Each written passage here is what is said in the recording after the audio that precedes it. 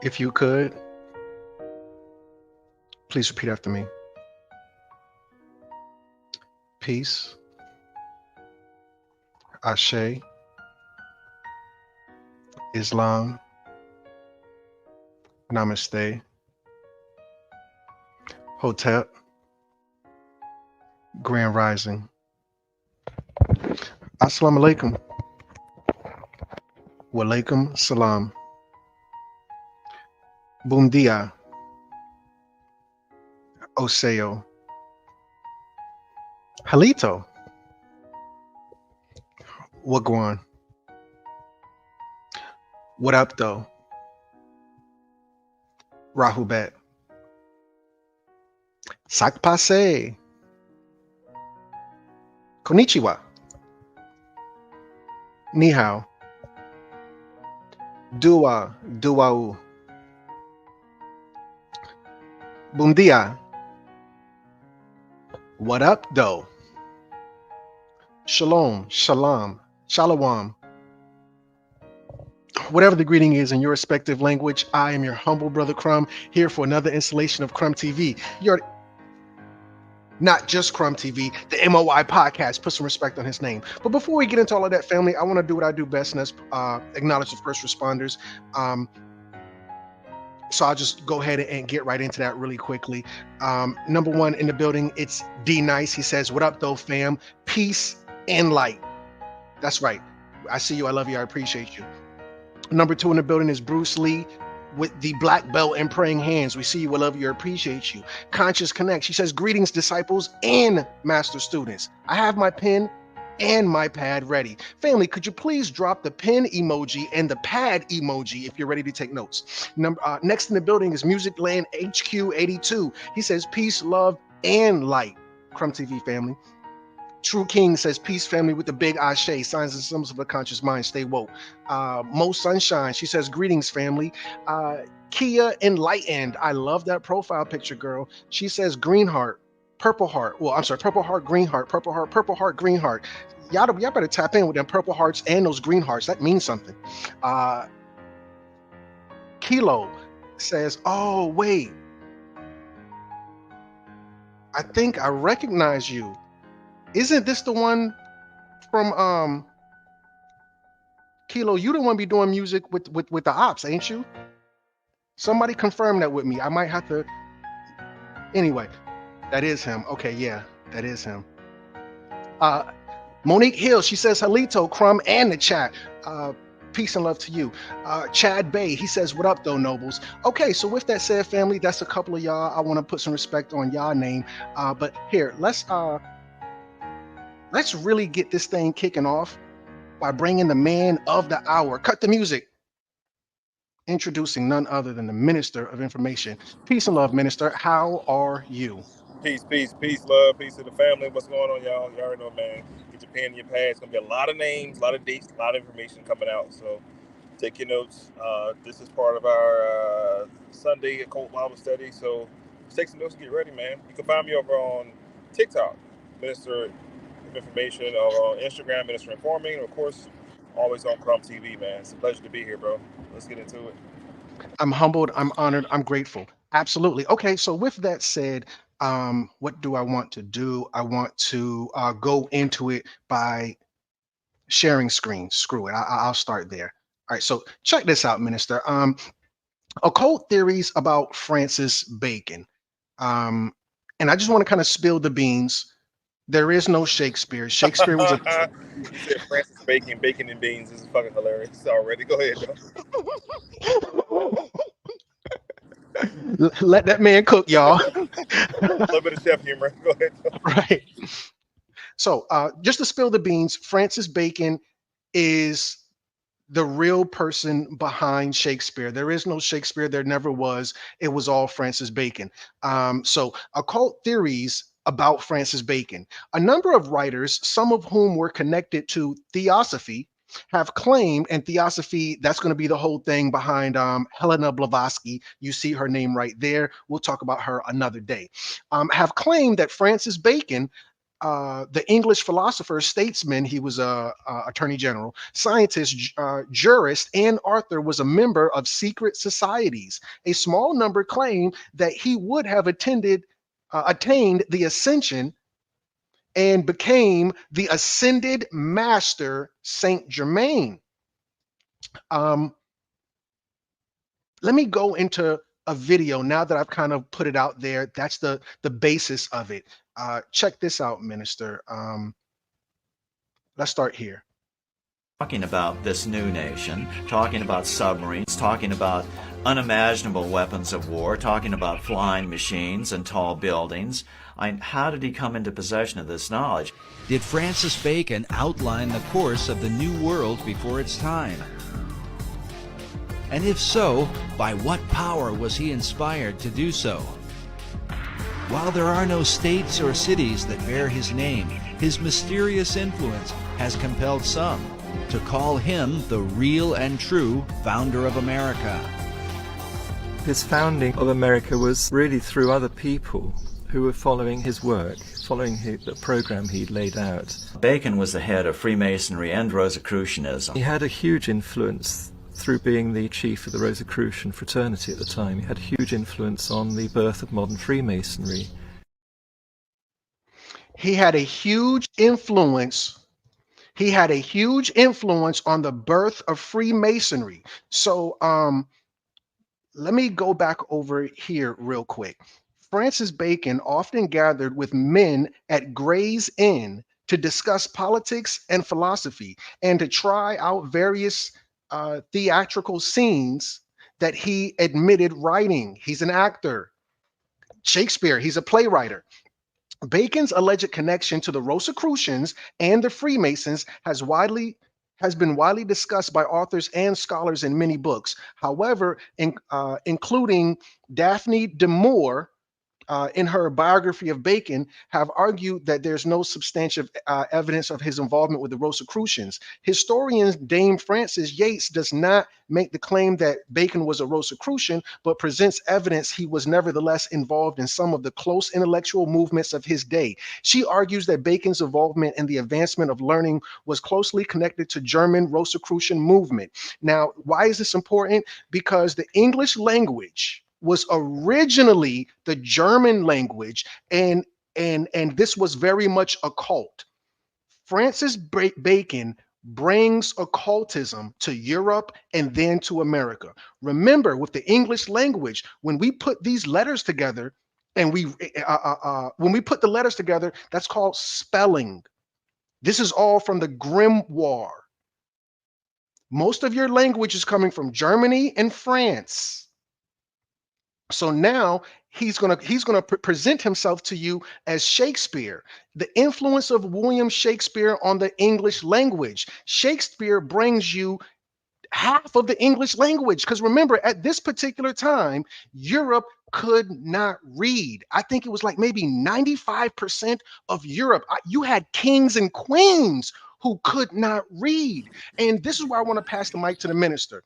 Minister, so many people keep telling you that Shakespeare wrote the Bible.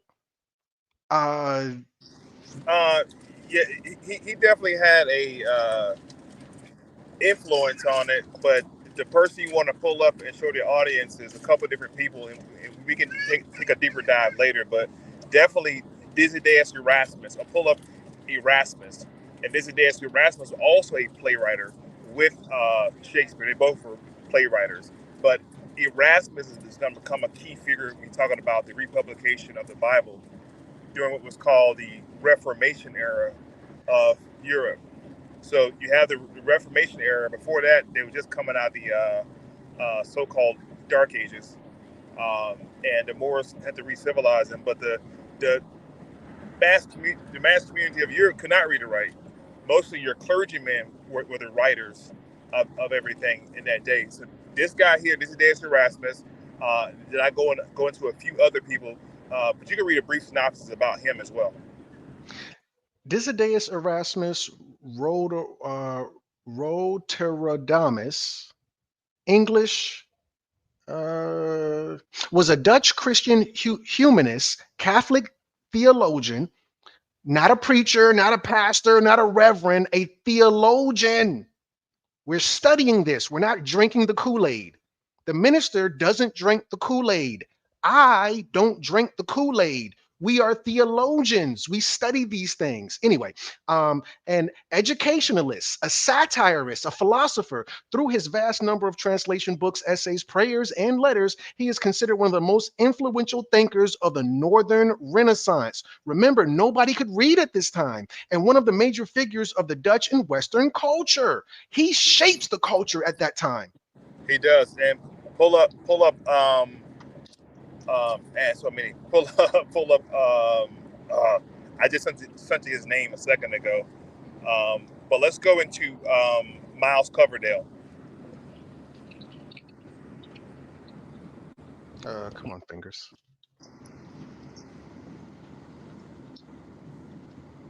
Miles Coverdale, first name is spelled, was an English ecclesiastical reformer, chiefly known as a Bible translator. What a ugly, that's a mug only a mama could love. He looked like one of them people from that movie about the cats who were monsters, sleepwalkers, I think it was. He like one of them sleepwalkers. I digress. Preacher and briefly bishop of Exeter. In 1535, Coverdale produced the first completed printed translation of the Bible into English. Okay, I mean, cut your wisdom, but family, you're listening now. The people that I'm giving you were the first transliterators out of the Greek and Latin. This is from what's called the Vulgate, or what's called the Septuagint. Okay, so these are the Bible's being transliterated. It's being transferred. Now this is a little bit before the printing. I'm sorry, after the printing press. Okay, with Johannes Gutenberg and Johannes Fuss having the printing press brought back to Europe from Germany, but the massive community of Europe, as you said, could not read or write yet. So this is the birth of what's called the Reformation era of Europe, which is going to give you the precursor for the First Great Awakening in America with the Pilgrims and the Calvinists and the Brownists and the Puritans.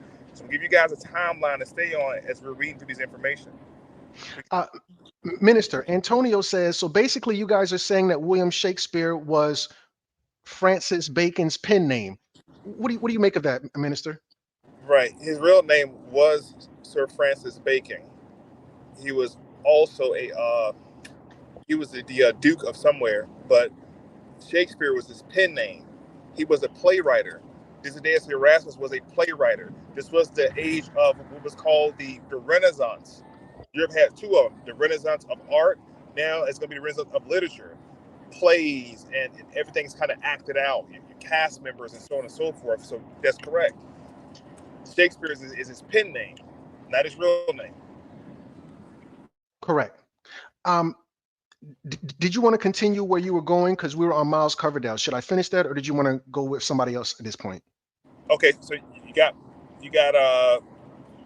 Coverdale. This is Erasmus. Pull up Thomas Cranmer, Cranmame or M.A. Thomas Cranmer.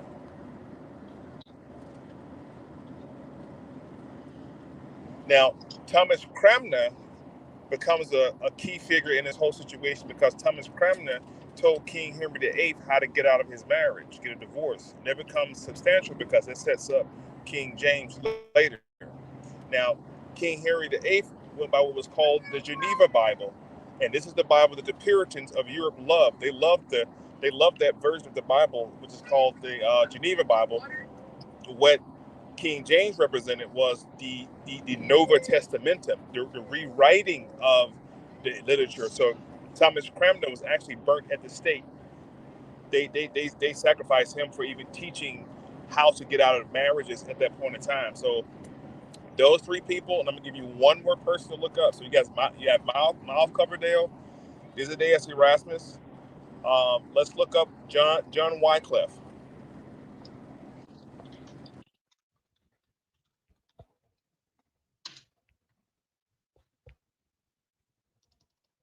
You may have to put in Bible. And while he's looking that up, family, remember, Miles Coverdale had his own Bible. It's called the Coverdale Bible. You also have William Tinsdale. We didn't get to him yet.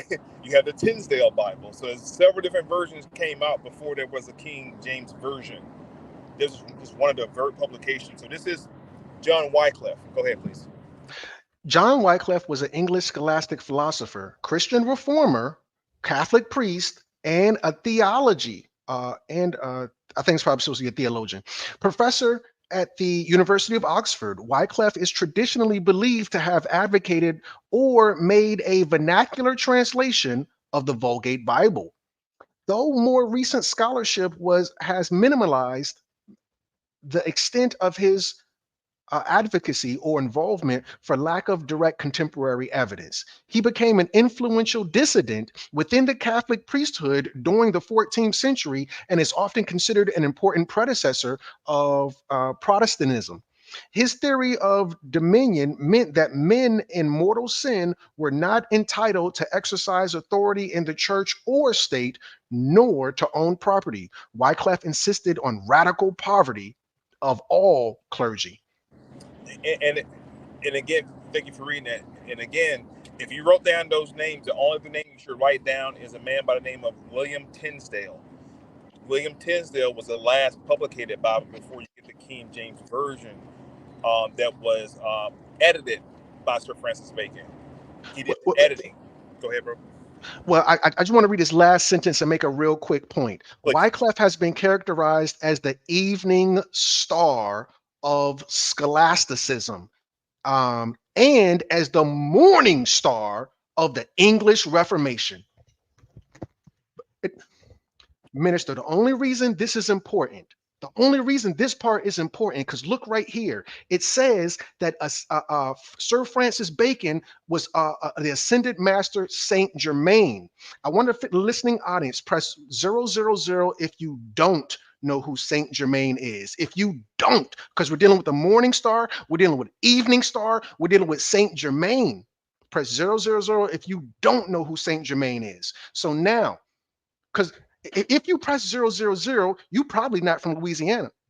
You're probably not from Louisiana. Why is that important? Because if you go look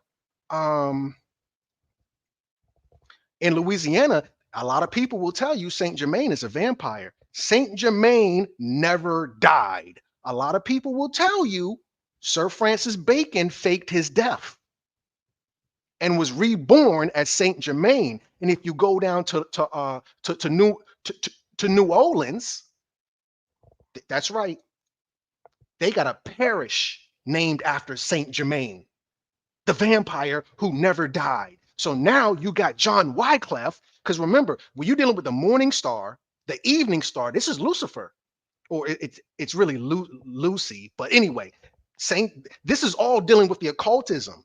These are the writers of the Bible, but they were also the writers of demonology as well. But that part of the story don't get told. I yield, Minister, please. No, that's all wise, right, and exact. And before we leave Europe, I want people to understand, again, timeline-wise, we're in the Reformation era and the Second Renaissance. You have to study Western history. I know we get excited about African history and the Native American thing is going on right now, but you have to go study Western history. And every name I'm telling you guys is from what I've studied from Western history. I can give you several more people, but these people become key figures around what we're talking about with Sir Francis Bacon. And we're going to get into the occult. And when you bring up the occult, that the symbol you just brought up with Sir Francis Bacon, that occult symbol is also the symbol of the 43rd and 90th degree of the ancient primitive Freemasons. That's that part. And with that symbol, you also deal with what's his name, Serapis Bey. We'll get that in a second. I don't want to get too far ahead of where you're going with your point.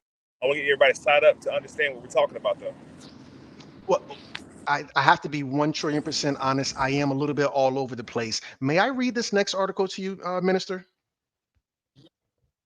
Okay, thank you so much. Please. Yes, sir. So this is coming from the Wisdom Tradition in an article titled Francis Bacon, Godfather of the Scientific Age. This is the first teacher of Scientology. This is Family, if y'all don't go get your pens and go get your pads, this is the first teacher of Scientology. So let me read this to you, because a lot of you may not recognize this symbol. The first time I ever saw this symbol was at the Minister of Information's house. The first time I ever saw this symbol was at the Minister of Information's house. I'm not going to go into that. If he wants to, that's fine. I'm just going to read the article. Well, not even the whole article, just the bullet points. This article is the third in a multiple part series of the life, writings, and esoteric involvements of Sir Francis Bacon. One of the parts of this article talks about, in the last article, we concluded by introducing Francis Bacon, the master adept of the Rosicrucian fraternity. In this article, we pick up we pick up the story by further exploring how, during his life, Bacon worked to reunite the various esoteric societies and wandering sages of England and Europe, who had become dispersed after the fall of the Templar Order several centuries prior. Sir Francis Bacon does the exact same thing that Hitler does. Hitler went and gathered all the occult information. Madame Blavatsky gathers all the occult information, and the guy who was in the Order of the Golden Dawn, Aleister Crowley. Aleister Crowley gathers all this occult information. This all starts with Sir Francis Bacon.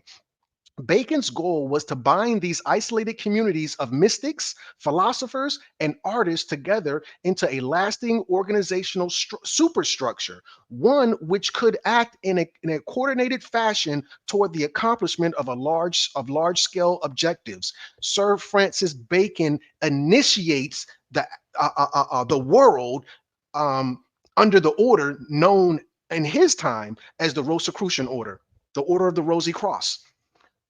In many ways, Bacon's labors picked up with where the Templars' works had previously left off, before their demise at the hand of the church papacy in the 13th century. Remember, all of this happened with the Knights Templars. This is Friday the 13th. Friday the 13th, 1313 is when the Knights Templar, that order, which is an Islamic order. This is all with the Christian Crusades. The ministers told you about this 100 times. Where that stops, this picks up, according to the story, if you believe that type of thing. So with that said, this guy, he's a master occultist. He picks up the Templars, brings it into the Rosicrucian modern era at that particular time, and then he's going to bring you the words, because everybody's illiterate. He's going to bring you the words under the guise of Shakespeare. Now, the reason this is important is because Francis Bacon is the one who brings you curse words. And all the not all of them, but most of your curse words are going to be based on God. God, GD is the curse word. Son of a B. If Jesus was the Son of God, but those who didn't believe Jesus was the Son of God called Jesus the son of a bee. A lot of people said Mary was hot in the pants. So now he brings you the good and the bad. Well, there is no such thing as good or bad. He brings you one side, he brings you the other side of it. You know, the holy words, and the other side, he brings you the unholy words. I guess you could say that. This is where you get grimoire from. If you go and look, did Shakespeare have a formal education? Shakespeare did not have a formal. This guy, Shakespeare, he's going to write books upon books upon books upon books. And to get the information that Shakespeare had, you would have had to have had access to the archives of the nobles, the archives of the clergy. Shakespeare did not have that access, but who did have that access? That's right, folks. Sir Francis Bacon. Sir Francis Bacon was knighted.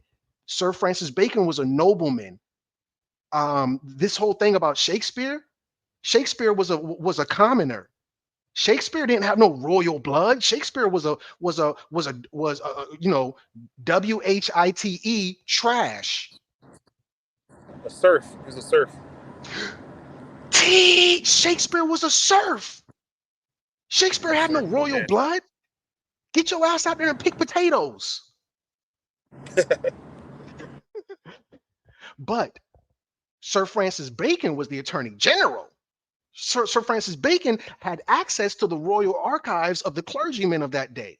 Sir Francis Bacon is the one who brings you grammar, which in this case, in that particular time, was known as grimoire. It was grimoire. So now the magical essence of the English language is introduced by the master occultist, Sir Francis Bacon, who brings you the Rosicrucian order. Please. Now, I want you to look up something real quick also, because the Rosicrucian order is the 7th, let me back up, 4th through 17th degree on the York Rite side. So you pull up the York Rite and Scottish Rite, the step ladder situation. I'm gonna show you right what the Rosicrucian is, or the Knights of the Rose Cross. Right after the Knights of the Rose Cross, then you have, it's supposed to be the cryptic degree, which is the purple house of Freemasonry. Then you go into the next order, which is the Knight Templars, or the Poor Fellows of Christ. So could you pull up that Masonic chart real quick so I can show the people what I'm talking about? Then I'm gonna tell you guys all about the Poor Fellows of Christ, or who they call in the Knight Templars, who were post Knights of Malta. Okay, now on that left hand side right there, because you have the right side where the G is, that's the Scottish ritual rite, R-I-T-E. The left side is the York Rite, R-I-T-E ritual. So halfway up on the York Rite side, which is the left hand side of the steps, there are more steps on that side, right? On that side right there, you're going to see many more degrees. You're going to see, of course, the Blue House or the Blue Lodge, and right there you're going to start seeing the Knights of Rosicrucian, and you're going to see the Knights of Malta. In fact, if I can blow it up if you can blow it up, you can bail. I'm sorry, I got that backwards. The Scottish Rite is the left side. I apologize for that. The York Rite is the right side.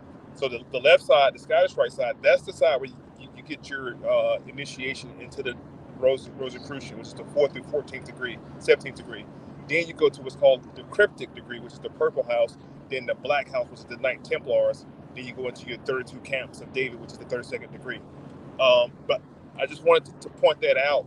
So we're talking about the Rosicrucian and Knight Templars. You guys can see this is all drawing from the Masonic chart. And then you can start to line everything up mentally with the pictures of what we're talking about. Now, going into the Knight Templars real quick. The Knight Templars are who you call the Poor Fellows of Christ. And that's how they started off. In fact, their original symbol were 2 men riding 1 horse. They were dispatched by a man by the name of Solomon ben Isaac. You guys can write him down. Solomon, B-E-N, or Solomon Bar, B-A-R, son of Solomon ben Isaac. He dispatched the Knight Templars under 3 legions, or 3 different troops, garrets. One under Walter the Penniless. Write this stuff down. I promise y'all, it's going to make sense. As Crum go on talking, refer back to this information to draw a picture of what's happening in this time period. So Walter the Penniless, P-E-N-N-I-E-S. Godfrey, G-O-D-F-R-E-D. Godfrey of Dubullion, France. So Walter the Penniless, Godfrey of Dubullion, and Peter the Hermit. Those are the 3 names you have to remember. We're talking about Knight Templars. I yield the floor, man. Wow. And this is the first time I've ever heard the minister talk about the purple house. We speak of the blue house more than anything, in my opinion, but this is my first time even hearing anything about the purple. Yeah, the purple house is the secret degree. Okay, so your first, second, third degree is the blue house. Of course, that's the regular, blue lodge they call it. You learn about Solomon, so on and so forth. Going to the next degrees, you learn about Haggai, Zerubbabel, and Joshua, the 3 new grandmasters, in the red house, which is the royal arch degree. That's the degree where you see the triple tie symbol. That's also the degree where you you get the building of the second temple of Jerusalem in the second house. Now that third house we're talking about, the Rosicrucian, is when the priesthood and the kingship divided. Now biblically, we're talking about the book of Judges, going away from Judges into Kings.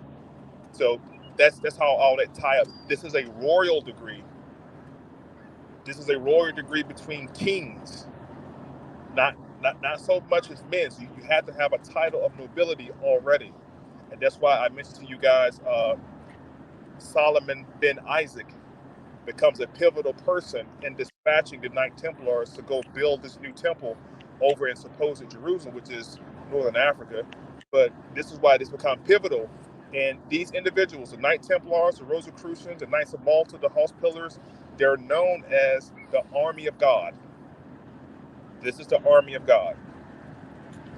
Because the Pope is given an edict to send them to go do this bidding, and the Pope is acting as the vicar of Christ. So these are the individuals that dispatched during what's called the Crusades, or the Holy Wars is a better term for it.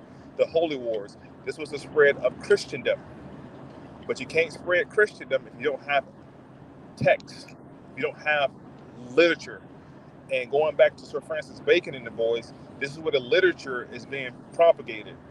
But even within the literature, between the two Bibles, the King James Version and what's called the Douay Bible, because once the King James Version, or what's called the Nova Instrumentum, came out in 1535, France countered that publication and came out what's called the Douay Bible. Then England came out with another one called Nova Testamentum, and in this book they added the book of John, making Jesus a Christian. And this is how they went out about what's called the conquest of Christendom. Christianity and Christendom are two different things. This is what Martin Luther was trying to get them to reform from being like this.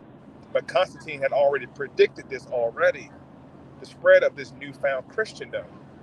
And above the symbol in Freemasonry, if you pull up the Knight Templars, Freemason Knight Templars, in Latin it's going to say in hoc signa vince, and this sign we shall conquer, which is the sign of Christianity and the kingship of the crown conquering the lands. I yield the floor, bro. All right, so he said, look up Knights Templars, and let me just type in Control F in hoc. They give me a hard time. All right, no problem, no problem, no problem, no problem. I think it was in some of this. Well, this is what the minister was talking about. This is one thing I just noticed. It was two men riding one horse. Ain't that something, y'all? Two men riding one horse. Yeah, they were called the Poor Fellows of Christ. Put in Freemasonry Knight Templars.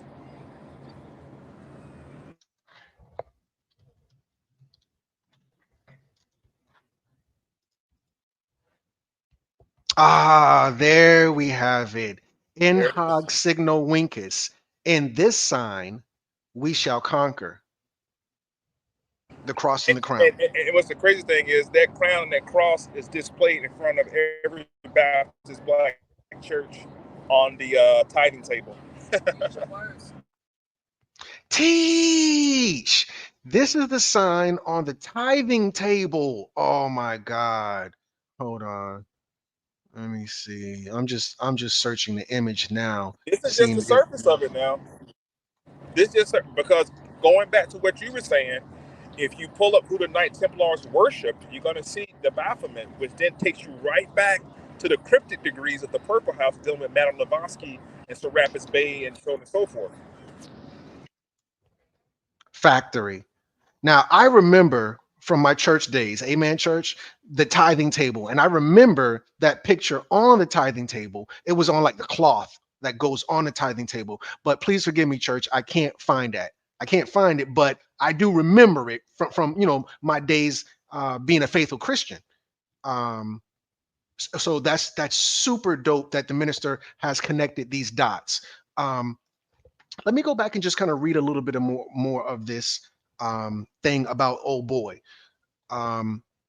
Various authors have written that there were indications that Francis Bacon had gone into debt while secretly funding the publishing of materials for Freemasons, Rosicrucians, spear shakers, Family, I need you to understand, one of the occult groups that Sir Francis made, he created these groups.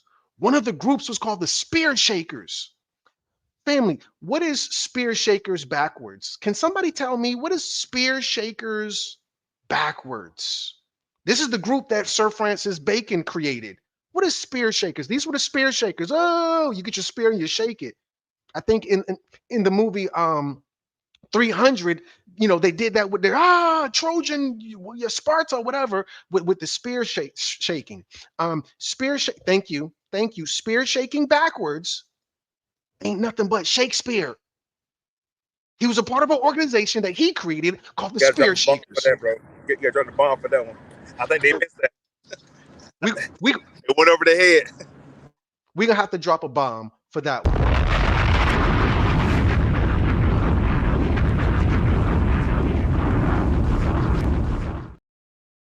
Sir Francis Bacon went into debt creating publishing the material for the Spear Shakers.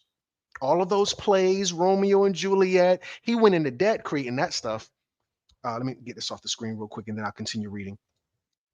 Knights of the Helmet, as well as publishing, with assistance from Ben Jonson, a selection of plays that they believe he had written under the pen name of Shakespeare. A first folio in 1623. William Shakespeare comedies. Shout out to Julio Folio. This is your very first folio, okay? Shout out to Julio Folio. This is the very first Julio Folio. Rest in peace, or don't rest in peace, whatever. Furthermore, they allege that Bacon faked his own death, crossed the English Channel, and secretly traveled in disguise after 1626 through France, Germany, Poland, Hungary, and other areas, utilizing the secret network of Freemasons and Rosicrucians that he was associated with.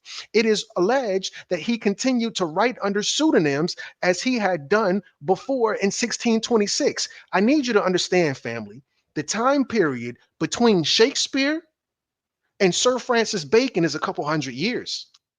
It's a couple of hundred years.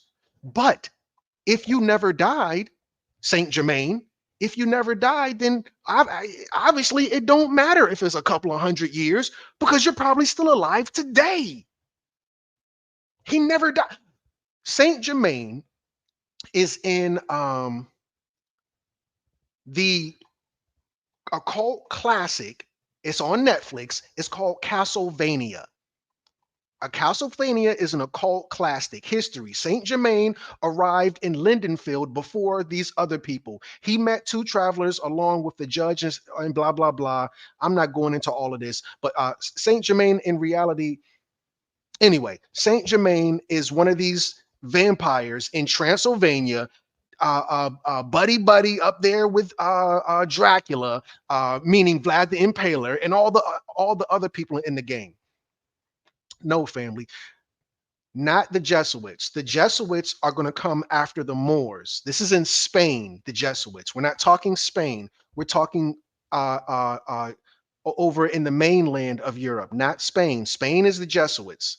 We're not talking. The Jesuits was an order created to keep the Moors down. Please, Minister. Oh, no, yeah, I was just about to say the same thing. Family, y'all got to look at timelines. And I can't emphasize that enough. Y'all have to stay on timelines. The Jesuit order has nothing to do with Sir Francis Bacon and the boys up in England.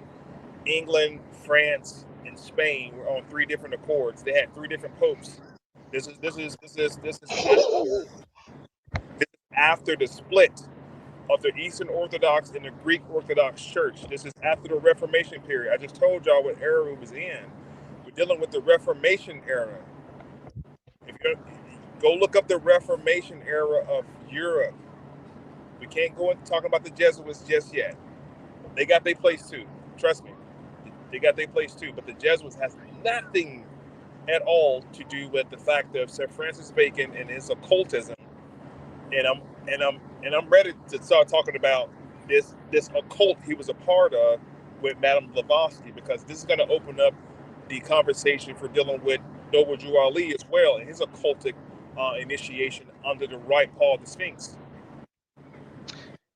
You don't get Noble Drew Ali without all of this taking place. Wrong one. All of this has to take place because all of this leads up to Noble Drew Ali. Noble Drew Ali is on this particular path at the end, but he's on this path. That's all wise, right, and exact. Some people say, and I'm not trying to be disrespectful, some people say Madame Blavatsky is the matriarch of the Moorish Science Temple. But I'm not going to go there. I'm not going to go there. Let me get back on topic for somebody to get mad at me. Continuing to write as late as 1670 using the pseudonym. There's another pseudonym. Francis Bacon had a bunch of different fake names. A bunch. But family, if you're living for thousands of years, then you have to have a fake name. I'm not saying he did. I'm just saying that this is the story, the untold part of the story. And it makes perfect sense because this is the guy who brings you the grimoire. Nobody can read the Reformation time that the minister is talking about. Kings and queens can't even read. Y'all better stop saying that old boy wrote the Bible. King James didn't write no Bible. The minister, hold on. If you talking about writing a Bible, the minister just went through that with you. There's your Bible writers. That's your Bible writer. That's your Bible writer. That's your King James. Press 111 if the minister did not mention King James one time. Press 111 if the minister did not. When it comes to writing the Bible, he didn't say, look up King James. He didn't say King James. King James is not in this. King James is one of the illiterate. These are the literary leaders of that time. These are the ones giving you reform. These are the ones giving you the reform, the morning star, the evening star. These are the people bringing you demonology. But let me continue on. Beginning early 20th century in the United States, matter of fact, beginning in the early 20th century in the United States, a number of ascended masters' teachings. Madame Blavatsky is, let me just keep reading. I'm going to say it. Madame Blavatsky is the one that's going to bring you the teachings of the ascended masters. Madame Blavatsky and the ascended masters.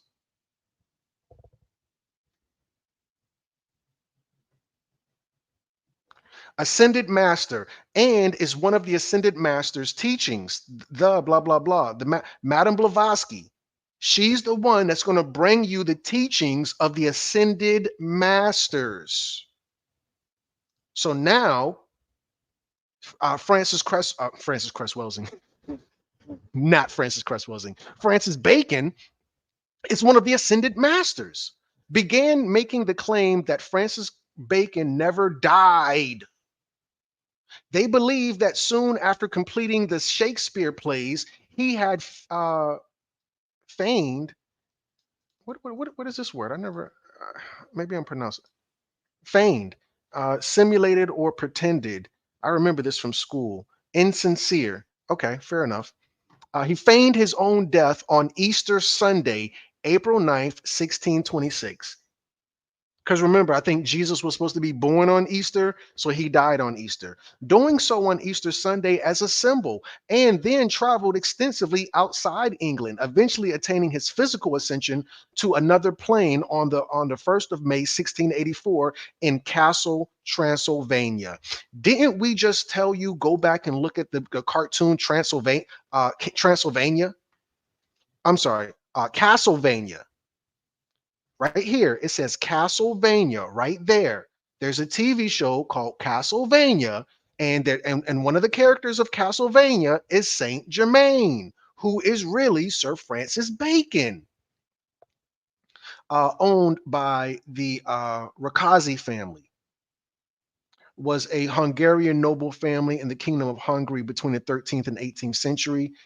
Blah, blah, blah. Their belief is that Bacon took the name Saint Germain on that date, the 1st of May, and became an ascended master. So now this guy is going to bring you the English language. This is probably going to hurt my feelings. Crumb, you know, some people really have a problem with that understanding. They don't get that the kings and queens were illiterate, but they learned individuals were, but the learned individuals were in secret societies. A lot of people may not be ready for that information. A lot of people, they look up to the kings and queens and they think your kings and queens are just so amazing and this and that and blah, blah, blah. Your kings and queens couldn't read, family. The kings and queens, Go ahead, bro. You good? the kings What I and want to, queens, please. I'm sorry. What I want to add to this was, remember the first university for Europeans was the Hagia Sophia. It was the first university, not Oxford, not Cambridge. No. The Europeans studied religiously, literally religion, at the Hagia Sophia. Now, Europe itself obtained all this culture and literature. I'm sorry, literary material from Greece and Rome. The Europeans revered Roman mythology and Greek. People like Pythagoras and Aristotle and so on and so forth. Europe had nothing. Europe produced nothing. When it comes to literature or art, everything in Europe was produced out of the notion of Greek, let's just say Greco-Roman. And as far as religion goes, they got their religious start at the Hagia Sophia, where they learned at the feet of African bishops called Coptic Egyptians. Now, the minister goes really, really, really deep into the Hagia Sophia. We could even do just a regular video by itself on Hagia Sophia. Yeah, we really could. I just want people to understand, like, this is the first university for Europeans. This was their Cambridge and Oxford right here. They had no literature. They had no books. They had nothing to learn from. Remember, when the Moors came in 7-Eleven, the Moors had to teach them how to bathe, read, and write all over. They were in a barbaric state, unscholarly. And this era is what I think the 1670s. Sir Francis Bacon. So they just Yes, sir. came to America 1619. Remember 1620. Yes, 50 sir. years prior to this, right? They just came to North America, family, on a pilgrimage, on a holy excavation. This is a holy migration called a pilgrimage. Not that they were pilgrims. They were on a pilgrimage to America under what was called the first religious reformation of North America. Then they had a second one and then a third one, all under religion. Now, a couple other things followed them over to America, and we'll get to Madame Blavatsky in a minute, but Madame Blavatsky brought the occult studies to New York for the first time in the early 1800s. Continue, though. Well, I think you're on a roll, and I don't want to get off of this right now. Hagia Sophia is the very first church and the very first school, because back then the only way you were allowed to learn was through the church. The only way you were allowed That's to facts. learn Yep. was through the church. Remember, the best churches, I'm sorry, the best schools right now are Catholic schools, because back then the Catholic schools and all of those other individuals, they were holding on to all the books. The question is, where did they get all those books from? Where did they get all that writing from? Where did they get all that information from? They got it from what was called at that time Mohammedans. You may know them as later they called Muslims. At this time they're called Muslims. So now these Muslims, they take over the Hagia Sophia, and they change it from a church to a mosque. Look right here, family. Look right here. It says Turkish Grand Mosque. That ain't no mosque. That was a church. But remember, this is all based on a holy war. Now, why is this important? Because if you go and look at Sir Francis Bacon, did Sir Francis Bacon invent the scientific method? God, come on, stop playing with me. Did Sir Francis Bacon create the scientific method? Essentially, the imperial method was formulated early 17th century by Sir Francis Bacon. That's a lie. That's a lie. Because remember, this guy, he's a vampire. He's living forever. Now, let's go and look at the facts. Because remember, the Hagia Sophia was your very first church, very first school. They learned this from the Muslims. Yes, this is me talking to Skynet. Yes, Ibn al-Hatham, a Muslim polymath and mathematician, is considered by many. This is AD 965 AD, centuries before of Sir Francis Bacon in the 1600s. Well, not still 6 centuries, 600 years. It says is considered by many historians to be the first person to develop the scientific method. Once they go to the Hagia Sophia, they bring that information there. The Muslims who are at this holy war, these names, these poor fellows of Christ. Hold on, where's it at? I think I deleted it. But anyway, these poor right here. Hold on. Let me go back.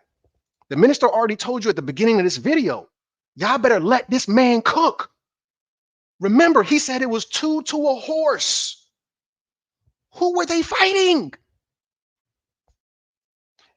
I need somebody who is a disciple of the minister, please. I was saying now, a lot of those individuals, those 2 horsemen, as they were going through the deserts into Turkey, which is northern Africa, again, they encountered these Mohammedan warriors who were from the tribe of Kadesh and the tribe of Kadar. They were the ones depicted in the first Mummy, second Mummy, the movie Mummy, as the guys with the all black on with the writing on their face. They were the protector of the pyramids. They would protect the Muslims when they was going to Becca, not Mecca, Becca on Hajj. And when those Knight Templars posed a threat to those individuals making their Hajj, that's when they encountered the Mohammedans. But a lot of those Templars sought and learned stories from the tribe of Kadesh. And that's when you get your first Shriners Temple appearing in New York also.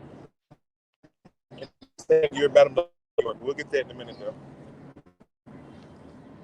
This is all wise, right, and exact, because you have to remember, family, while Europe is going through a dark age, the Middle East is going through the pre-Islamic golden age. They're going through the pre-Islamic golden age. That's why this guy, Sir Francis Bacon, he comes out of nowhere. This essentially imperial method was formulated in the early 17th century. Let me go into this right here. Oh, no, that's not what I want. Sir Francis Bacon, Britannica.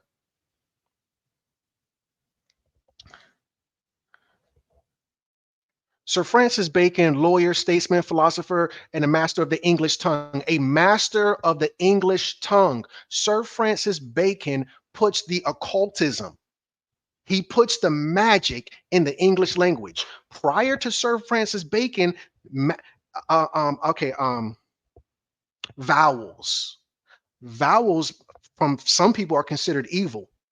Some people consider vowels to be evil.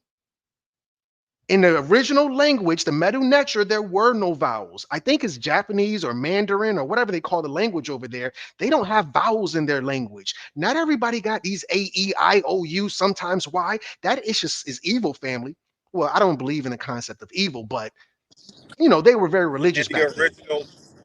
In the original text of most Jews, those vowels were omitted also. That's why you have to use what's called the abjad or geometrium, to decipher some of the language, because there was no Y for Yeshua. There was no certain letters incorporated in their language. So you're absolutely right on that. Exactly. The name Yeshua, you got to add those vowels in there. So this whole thing with these vowels and the grimoire that is a part of the English language, this dude added them in there. This is the dude that added them.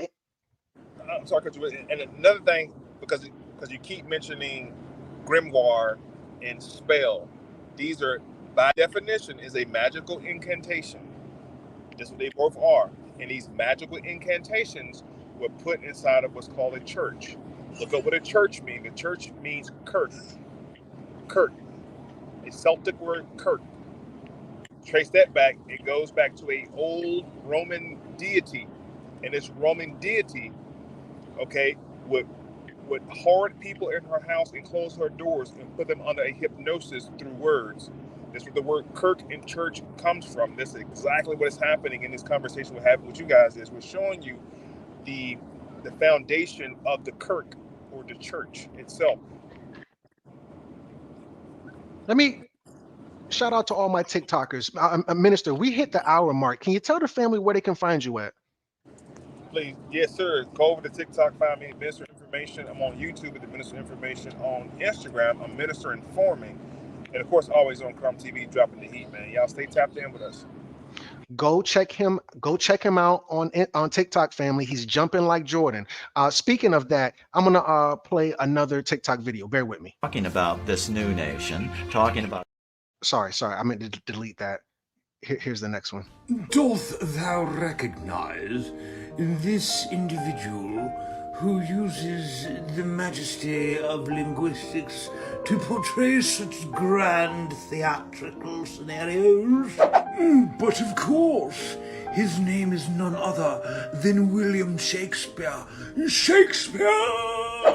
But wait, what if I were to tell you that Mr. William Shakespeare was not in fact the writer of the complete works of William Shakespeare? But how is that possible, you say? Well, William Shakespeare's formal education is not extensively documented, but it is believed that he attended a grammar school in his hometown of Stratford-upon-Avon, England.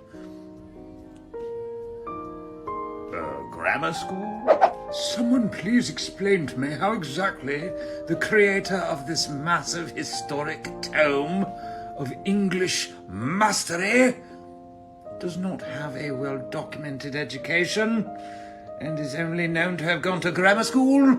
Someone explain it, please. Make it make sense. Well, surely he must have had access to the royal courts and the higher levels of noble elite society in order to be able to write so extensively about the royal court, right? Shakespeare was not a member of the nobility or royal court and did not have direct access to royal courts while writing his plays. Make it make sense, damn it! Perhaps you were unaware, but in fact they released a film about this.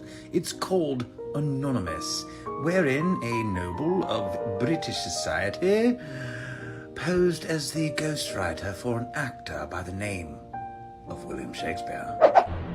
We all know. If you did not know that there was a movie called Anonymous, was Shakespeare a fraud? What number we on? Press 222 if you did not know that there's a movie called Anonymous, and the subtitle is "Was Shakespeare a Fraud?" You can't make. I'm not making this up. The family. History is a lie. History's a lie. I don't know how else to say it. But let me play one more video, and then I'll see what the minister has to say about this. Speaking in tongues is not biblical, and it was never mentioned in the Bible. Remember that English equals a spell. In King James, he was a Mason, head of all the spellers. 4, they heard them speak with other languages and magnify the Most High. Now here it's going to say in the King James and the Hallelujah scriptures, for they were hearing them speaking with tongues and extolling Elohim. Speaking in tongues isn't speaking other languages, y'all. You see, the world's deceived, Matthew 24:24. That includes your pastors, your preachers. Everybody from the last 100 or 200 years, they've lost all of this information because they started to translate and look at things through a Greek perspective or an English perspective. We know that Messiah was not Greek. We know that the Septuagint and the majority of all the Greek texts that we have today are false. They're not translated correctly. Now, it's not the first time that they changed things in the Bible, because cross was never even mentioned in the Bible either. The cross is more Masonic than anything else. If anybody would come after me, let him deny himself and take up his execution stake. Let's see what it says over here in the Hallelujah scriptures. Whoever desires to come after me, let him deny himself and take up his stake or his execution stake. But your King James, it's wrong. It's not cross. Cross is a mistranslation. Now remember, there's Jesus wasn't pinned to a stake. He was noosed up to a tree. Go read Deuteronomy. He was noosed up to a tree. He was never put on a cross. I don't know where I got that from. Well, technically he didn't at all, but for the sake of the conversation, he was lynched. He was lynched. He was lynched like a. Yeah, and now, real quick is if you pull after you go through the excerpt TikTok, both of those are great TikToks, by the way. Make sure you share those when you get a chance. Francis Bacon. You broke up, Minister. Can you say that again, please? Look up Erasmus and Sir Francis Bacon. Okay. All right. Who wrote a lot of plays also. Like,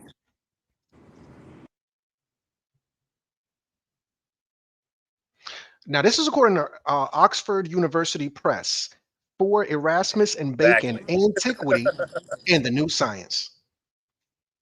You can't make this stuff up, family. So now you're going to have these guys. They're all in bed together. Hold on, let me go to Francis. Let me just type in Bacon. Okay, he's not in his article, but these guys are all in bed together. The minister is not playing with nobody. And that's a funny point because this is Erasmus was a real life homosexual, so they might have been in bed together for real. Literally.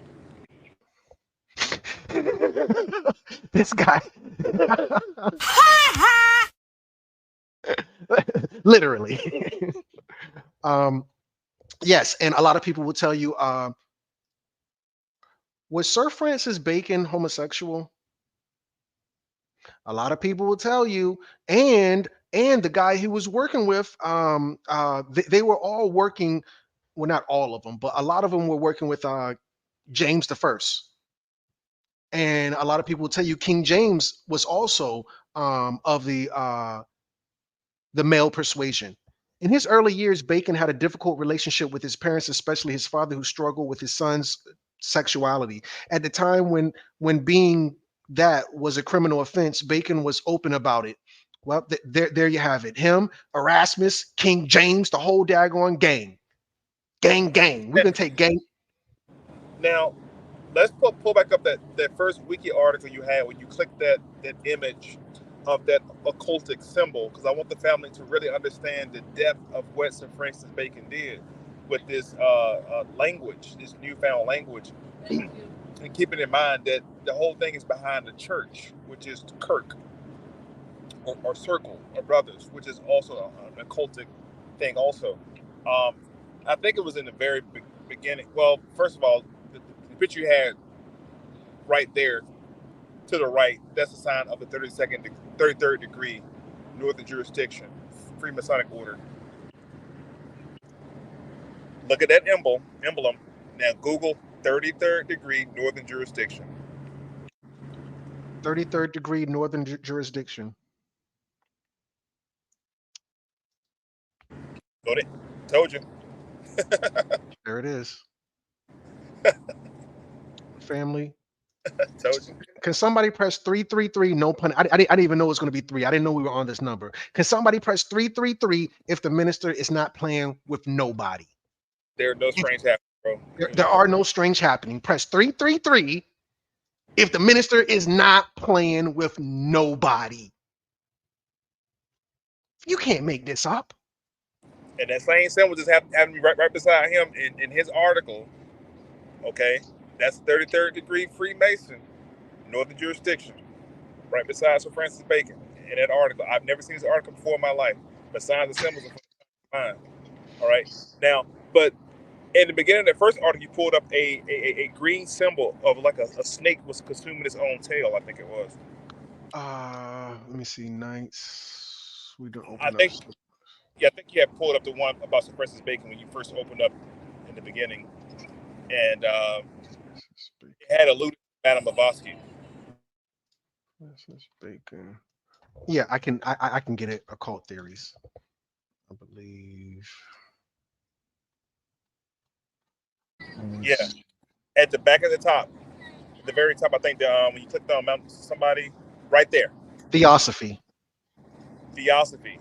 Now, Madame Blavatsky brought that whole movement over to New York. I want to say in the mid 1800s, late 1800s, doing what was called the Second Great Awakening, going into the Third Great Awakening, because when she brings us over to New York in the late 1800s, I want to say, following that, you had the rise of Islam coming to North America, to North America also. And the rise of Islam, which was set up in not Cleveland, Ohio, one part of Ohio, where they set up the first mosque in America, and then Detroit, Chicago followed suit with the Mohammedan movement, and then the Third Great Awakening with Sweet Daddy Grace and Father Divine and Timothy Drew resurrecting temples in honor of this same occultic movement. So that symbol right there, Madame Blavatsky, I'm gonna let you go into the article a little bit, and I'm gonna show you guys how this symbol ends up in New York by way of Madame Blavatsky. But then we're gonna talk about Serapis Bay real quick, and where William Shakespeare or Francis Bacon got all of his occultic magic from. There's an initiation process for the situation. You're either going to be called I want to say a knight or a novelist. There's certain degrees to it, and it's going to be a degree in there that you're going to recognize. Continue. So I just want to walk the family through because we are literally coming full circle. So according to the occult theories about Francis Bacon, how do we get to Theosophy? A number of writers, some of whom connected with Theosophy, have claimed that Francis Bacon, English professor, blah, blah, was a member of secret societies, and he became an ascended master, Saint Germain. So now Madame Blavatsky is going to bring you the teachings of the ascended masters. Theosophy is a religious and philosophical system established in the U.S. in the late 19th century, founded primarily by Russian mystic and spiritualist Helena Blavatsky, and based largely on her writings. It draws heavily from both older European philosophies such as Gnosticism and Neoplatonism, and Indian religions such as Hinduism and Buddhism. Although many adherents maintain that Theosophy is not a religion, it is variably characterized by religious scholars as both new religious movement, that's what he was talking about, the Great Awakening, and a form of occultism from the Western esotericism. Madame Blavatsky is going to birth the likes of Harry Houdini. Madame Blavatsky is going to birth tarot. Madame Blavatsky is going to birth Harry Aleister Houdini. Crowley, don't forget Aleister Crowley. Don't forget Aleister Crowley. You can't forget. And Albert Pike too. All of this is coming from her works on Theosophy, family. You got to understand. Now, it says here, as presented by Blavatsky, Theosophy teaches that there is an ancient and secretive brotherhood of spiritual adepts known as masters. And it says right here. Hold on. Read that one more time. That first sentence and a half, one more time. As presented by Blavatsky, Theosophy teaches that there is an ancient and secretive brotherhood of spiritual adepts. Stop right there. Now, in the Moorish Science Temple, you have to be an adept. You have to be an adept first. Listen to these words we're going to start using in these chambers, and make sure and watch how these words come up in the Masonic order and the Moorish movement. The next word you said was master, as in master mason. Listen to the language that they're using. These languages are going to show up in all these brotherhoods, these occultic organizations, these 501c, 501c3s, these non-taxable organization groups, including the church. These names are going to start showing up. Continue to. I had to do a couple of, some people may recognize those symbols I was doing with my hands. Anyway, yeah, brotherhood of spiritual adepts known as the masters. And when we say masters, we want to understand these are ascended masters who are found around the world, but primarily centered in Tibet. If I could go back here, Francis Bacon was an ascended master who traveled all around the world. This is, you can't make this up. You can't. Let me just see if I can go into this other one real quick. Because he's the guy that's going to bring you the words. This is what I wanted to say. William Shakespeare, considered the greatest English writer of all time, was born in whatever time, and was the third of 8 children. He went to a good grammar school. Oh, my grammar school. When I say grammar school, I need you guys to understand. Grammar school is nothing more than elementary school. They're trying to tell you the guy that brought you more than 1,700 words that he added to the English language had nothing more than an elementary school education. That is what they're telling you. Just want to make sure we're all on the same page.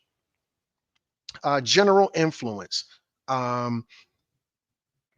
It's calculated that Shakespeare created around 1,700 new words. This guy, supposedly, the ascended master is Shakespeare. Shakespeare is not the ascended master. The ascended master is Sir Francis Bacon, known as Saint Germain. Saint Germain, aka Sir Francis Bacon, aka Shakespeare, added 1,700 new words to the grimoire, including almost all of the curse words. All of the curse words. Fuck, fornication under the king's consent. There, that's your boy. SHIT is an acronym. SHIT is an acronym. I forgot what SHT stands for.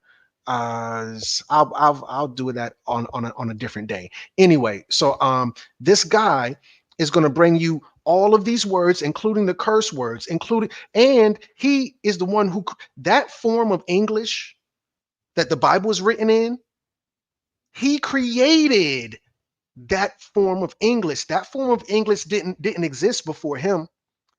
All of the plays Shakespeare brought you, all of those, the way the Bible is worded, that form of English was created by Sir Francis Bacon, aka or BKA Shakespeare.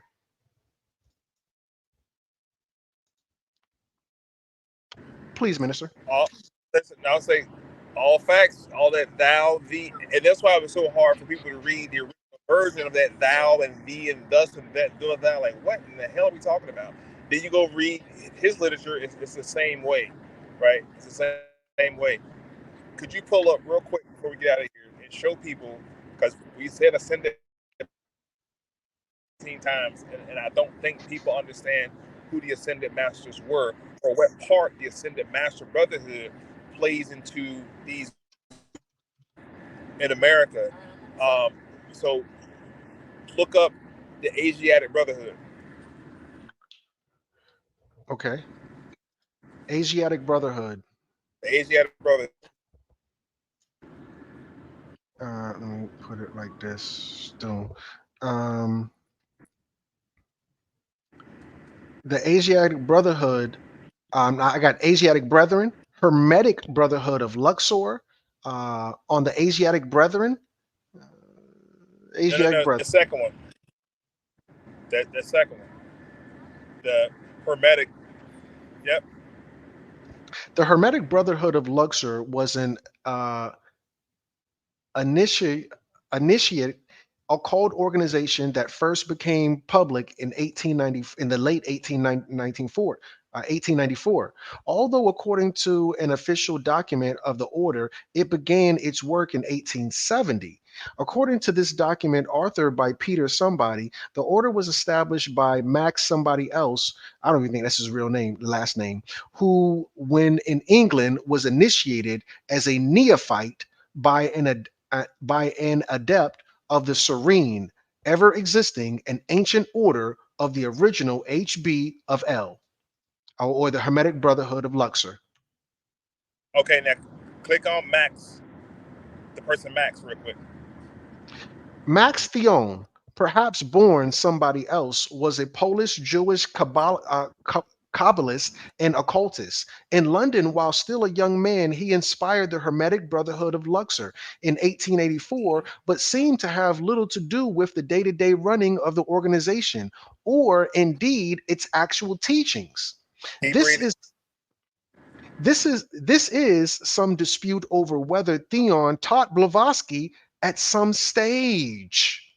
I'm telling y'all, I can tie this whole. We ain't got time today, but I can tie this whole occult brotherhood that Sir Francis Bacon was a part of went on throughout the years, and this is what Madame Blavatsky resurrected. But everything you're reading right now, I'm gonna show you one more point after this passage. Go back to Serapis Bay after this, and I'm gonna show you the brotherhood they're talking about. Serapis Bay, show you the brotherhood they're talking about in the initiation process. This is the All right. initiation that everybody has. We have Master Serapis Bey, the Kohen Yes. of the Fourth Ray. Yeah. Kohan is another word that they call priests in the Jewish community. Kohans, rabbis. Serapis Bey is a Kohen of the Fourth Ray, hierarch of the Ascension Templar of at Luxor, Yep.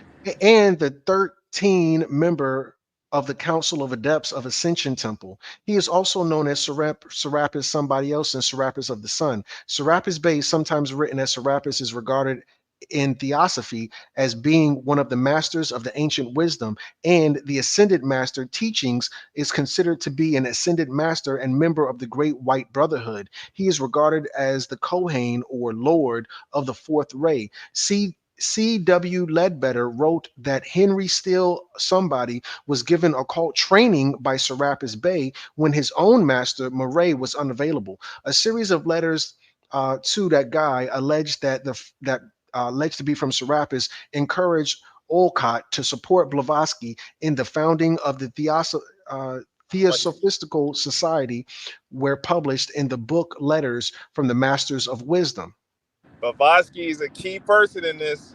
Correct. Now look, this is 1870. You just read prior. Look up, when did Madame Blavatsky bring this teaching over to New York? When did Madame Blavatsky bring these teachings to America? Let me just see if I can find New York. In 1875, New York City, Blavatsky co-founded the Theosophical Society with Olcott and William Quan Judge. In 1877, she published Isis Unveiled. Bro, I was talking to somebody. He's really popular on the internet. I was talking to this one guy. He said, "You better not get that book. I'm scared of that." I was like, "Bro, you're supposed to be a leader in the conscious community. You talking about you scared to read books?" A lot of our people, this is neither here nor there.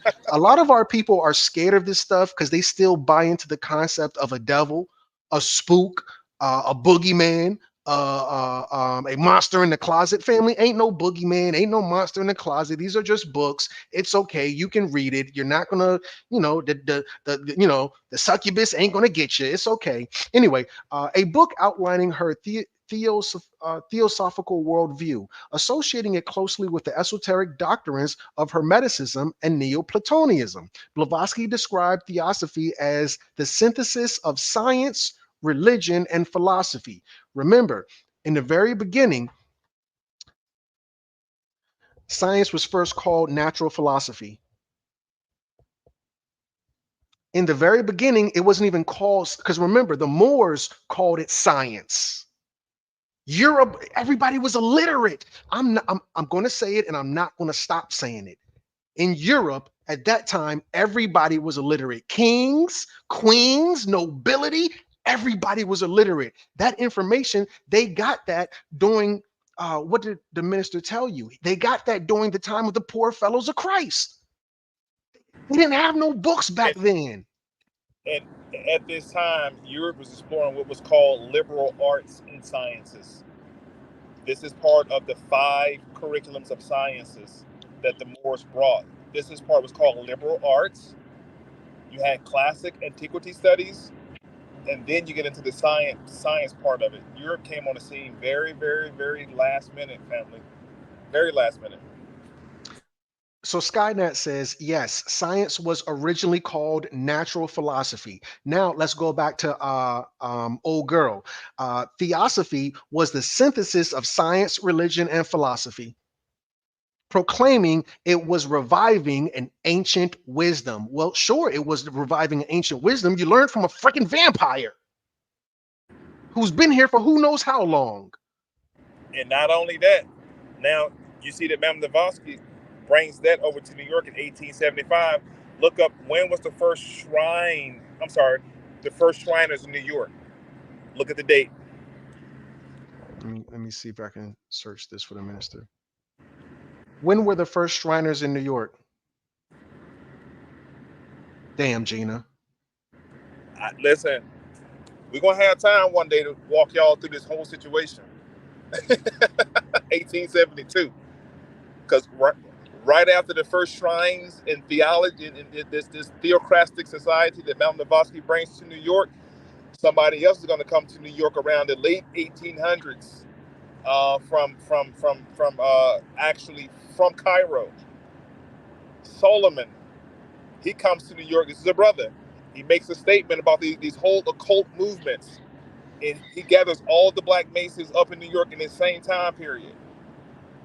And one of the Masonic brothers in this same time period, he gets dispatched to go to Newark, New Jersey, to resurrect the old Canaanite temple along with the first Egyptian adept student.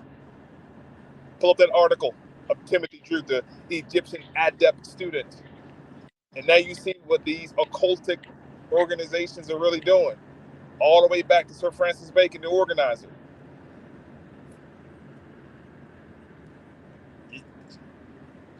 Show the article. I'm not making this up. Egyptian adept student. I just showed you what adept was, from which organization you get the word adept from. And the adept studies of the Serapian Brotherhood was in where? Egypt. Now, studies. Now, these organizations, ask yourself, the Egyptian adept student, and who was his teacher? If he's a student, who's teaching him this stuff? Who's teaching him this stuff? What books are they using? What literature are they using? The literature that Sir Francis Bacon created and passed down to Madame Blavatsky, and they're using this occult study out of the Brotherhood, the White Brotherhood, or as Noble Drew Ali say, all Asiatics of the Asiatic Brotherhood. You just saw that. I yield the floor.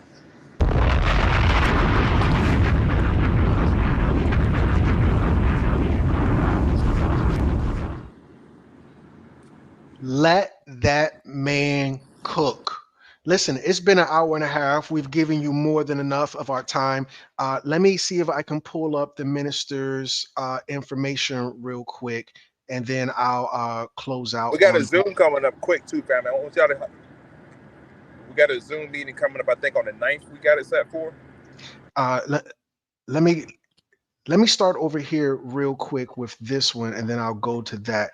I thought your thing was over up here.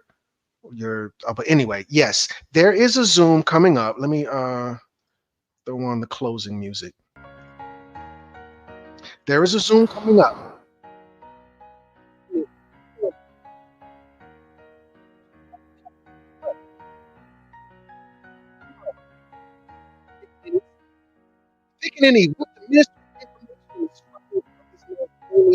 Zoom. We're gonna have time then. The minister's gonna make time. How do you make time? I don't know, but he's gonna do it. he's gonna create time. So Friday, August 9th, get your tickets now. Not now, but right now. Get your tickets right now. crumtv.info/events. That's right, family. crumtv.info/events. The minister is gonna snap He's gonna black out. He's gonna cook for Tap in, tap all the way in. all the You gotta way. be kind of thinking mind with this one, y'all. You You're gonna have to. Yeah, we're gonna have to. Just like we did tonight. This tonight was just connecting the dots on some history information with Sir Francis Bacon. But tap in with me August the 9th. We're going all the way in. I'm getting you guys out of that slave mentality, thinking that we were all Negroes and slaves and on cotton plantation. We're gonna talk about a different version of history during that same time period that hopefully will help reshape how you guys see history. Well, with that said, Minister, can you give the family your Instagram and your TikTok, and then I'll let you go. Absolutely. Hey, again, family, come follow me on TikTok. The Minister of Information on TikTok is jumping. You know, TikTok won't let me be as liberal as I want to be. That's why you got to give them that Zoom call so I can really go in. Follow me on TikTok. I'm on Instagram, Minister Informing. Of course, always right here on Crumb TV.